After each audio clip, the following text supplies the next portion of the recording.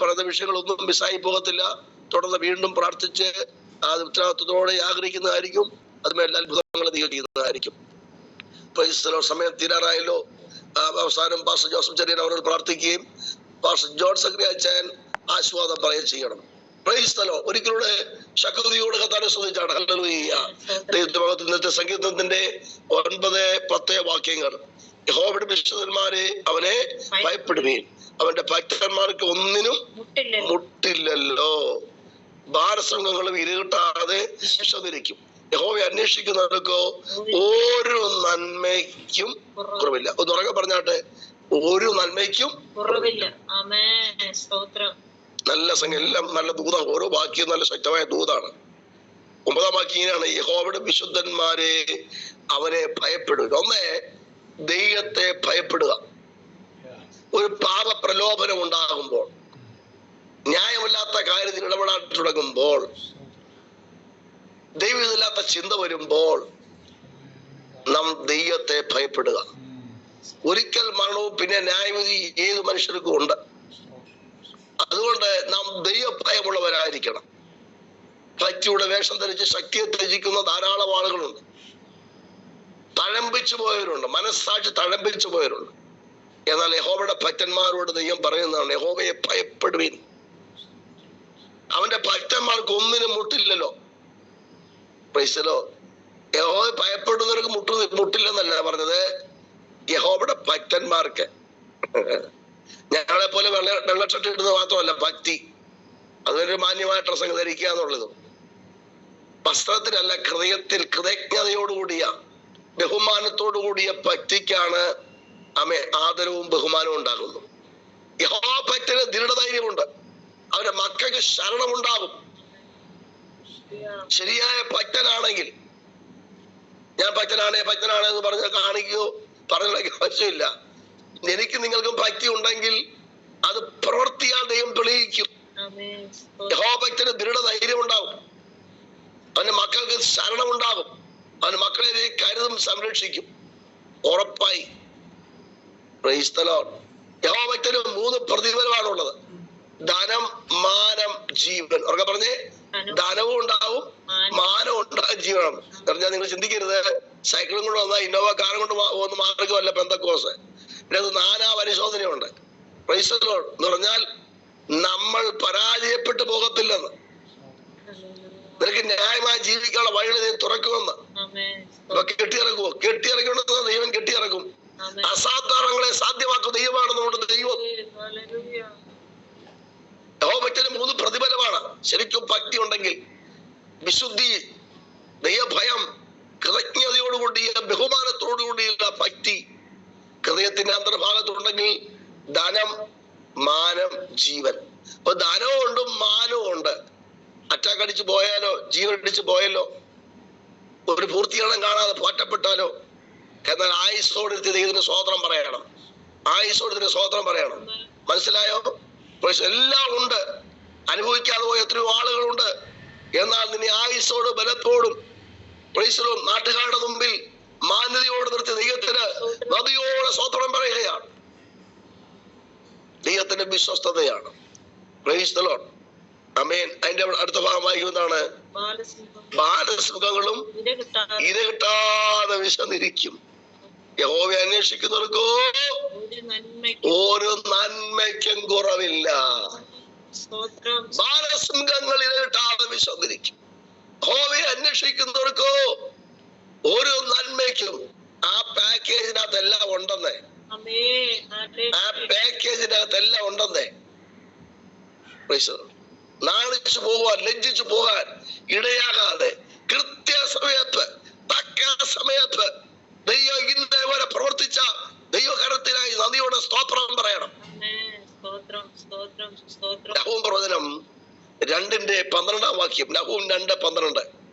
സിംഹം തന്റെ കുട്ടികൾക്ക് മതിയാകുവോളം കടിച്ചു കീറി വെക്കുകയും സിംഹികൾക്ക് വേണ്ടി ഞെക്കിക്കൊല്ലുകയും ഇരകൊണ്ട് തന്റെ ഗുഹരങ്ങളെ കടിച്ചു കീറിയതിനെ കൊണ്ട് തന്റെ ഗുഹകളെ നിറയ്ക്കുകയും ചെയ്തു. അലറുന്ന സിംഹം, ഉഗ്ര ശബ്ദമുള്ള സിംഹം തന്റെ കുഞ്ഞുങ്ങൾക്ക് വേണ്ടി മതിയാകുവോളം കടിച്ചു കീറി. എന്ന് വെച്ചാൽ കൈ വേറെ, കാല് വേറെ, തല വേറെ, പീസ് പീസായിട്ട് അതെ ബാലസിംഹത്തിന്റെ വായി ചെല്ലത്തക്ക നിലയിൽ ഒരുക്കി വെച്ചു കൊടുക്കുന്നു. എന്നാ ഭാര്യയ്ക്ക് വേണ്ടിയോ ഒന്ന് ഞെക്കി കൊല്ലുന്നു. ഭാര്യയ്ക്ക് അത്ര ചെയ്തു കൊടുത്താൽ മതി, അവള് ചെയ്തോളൂ ബാക്കി.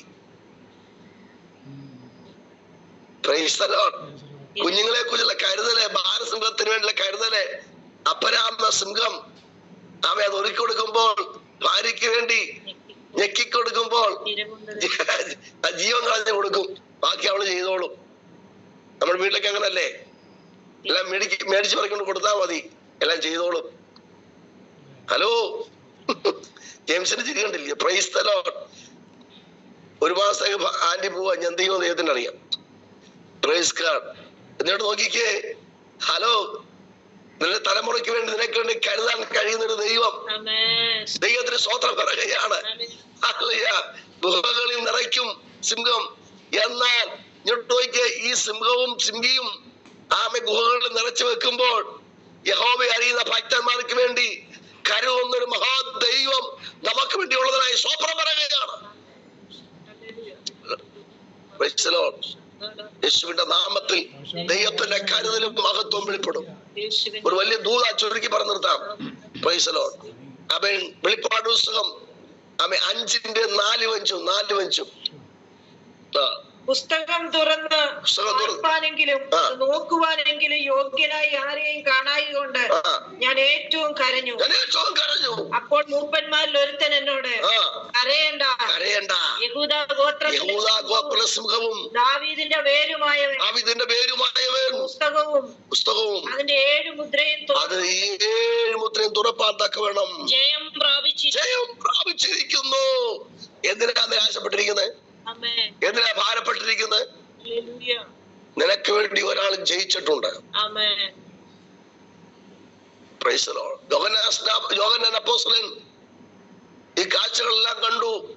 ആർക്കും തുറക്കാൻ കഴിയാത്ത പുസ്തകം മുദ്രയിട്ടിരിക്കുന്നത്, വരാനുള്ളത് സംഭവിക്കാനുള്ളതൊക്കെയും ഈ പുസ്തകത്തിലുണ്ട്. ഇത് തുറക്കാൻ ആർക്കും കഴിയുന്നില്ല, കഴിയത്തുമില്ല. ഇത് കണ്ടപ്പോൾ ഏറ്റവും കരഞ്ഞു. അപ്പൊ ദൈവശബ്ദം, നീ കരയണ്ട,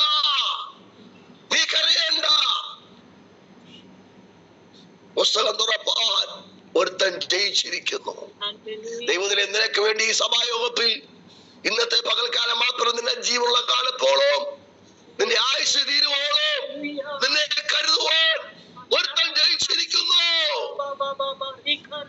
നീ ദുഃഖിച്ച് കരയണ്ട, നീ ദേഷ്യപ്പെട്ട് കരയണ്ട, നിനക്ക് വേണ്ടി ഒരുവൻ ജയിച്ചിരിക്കുന്നു. ഒരിക്കലും സാക്ഷ്യം പറയാനുണ്ടായിരുന്നു ഈ കരുതലിനെ കുറിച്ച്. ഇപ്പൊ സമയം പറയാൻ പറ്റത്തില്ലല്ലോ, 3 മിനിറ്റേ ഉള്ളൂ. എങ്കിലും ചുരുക്കിയെന്ന് പറഞ്ഞേക്കാം.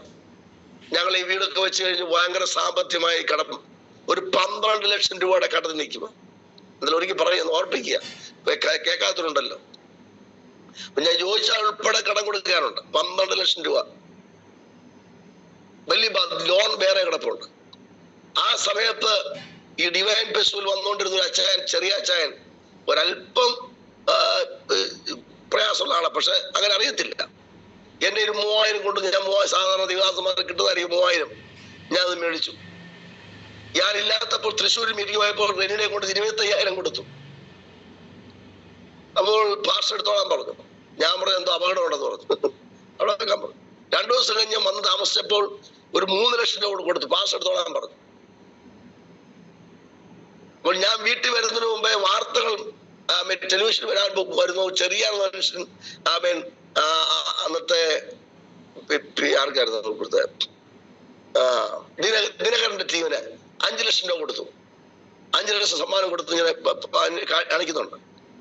അപ്പൊ ഞാൻ പറഞ്ഞു, ഇതെന്തോ അപകടമാണല്ലോ, അപ്പൊ എല്ലാം കൊടുത്തേക്കാനാ പറഞ്ഞു, ആർക്കും എല്ലാം കൊടുത്തേക്കാനാ പറഞ്ഞു. ഞങ്ങൾ ഈ ക്യാഷുമായിട്ട്, എനിക്ക് വീട് അറിയത്തില്ല, അത് നമ്മുടെ കൂടെ ഉണ്ടായിരുന്നൊരു പാഷെ ഞാൻ ഈ കാര്യം പറഞ്ഞു. ഈ അച്ഛന് വീട് അറിയത്തില്ല. രാത്രി ഞാൻ വന്നു 11 മണിയായി, 12 മണിയായി. പിന്നെ അവിടെ ചെന്നപ്പോൾ വീട് അടച്ചിട്ടിരിക്കുക, പട്ടി അയച്ചുവിട്ടിരിക്കുക, ഒരാളെ പോലും കേട്ടത്തില്ല.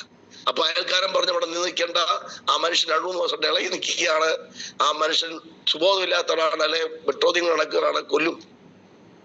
എന്തായാലും ഒരു 12 കഴിഞ്ഞപ്പോൾ പട്ടിയെ അഴിച്ചു കിട്ടി.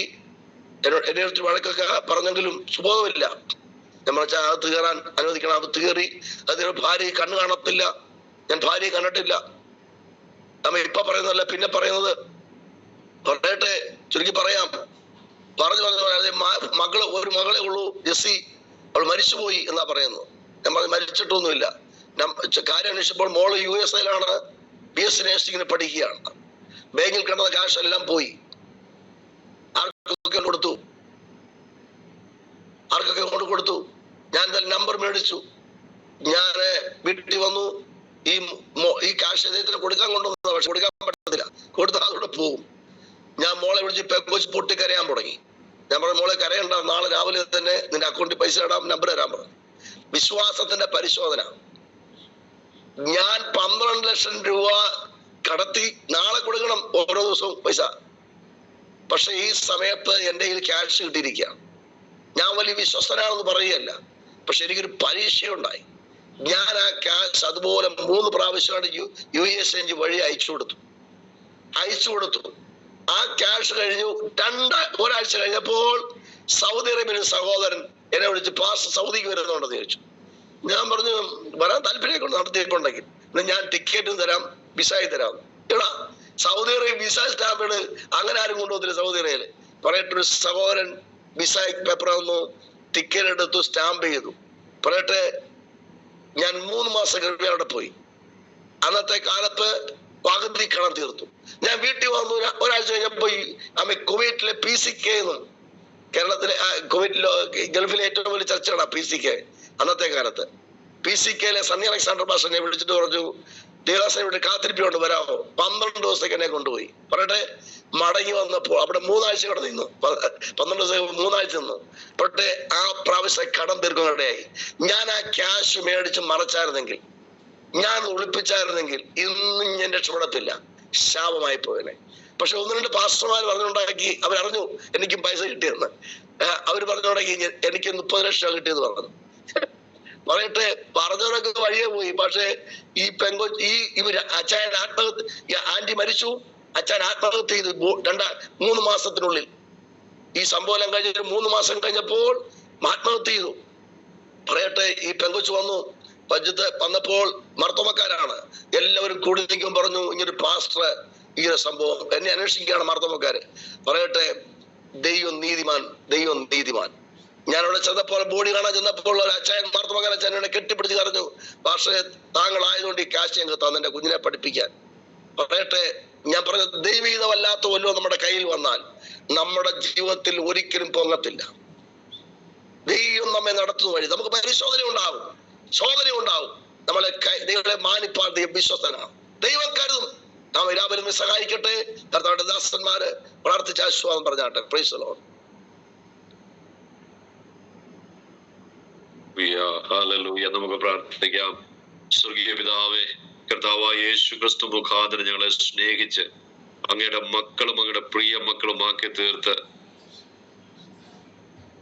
ഇതുകൊണ്ട് സ്തോത്രം. യേശുവിന്റെ രക്തത്തിന്റെ ശക്തിയും യേശുവിന്റെ വചനത്തിന്റെ വിടുതലും ആമേൻ, യേശുവിന്റെ നാമത്തിന്റെ വിജയവും ഞങ്ങൾക്ക് നൽകിയതിനായിട്ട് സ്തോത്രം.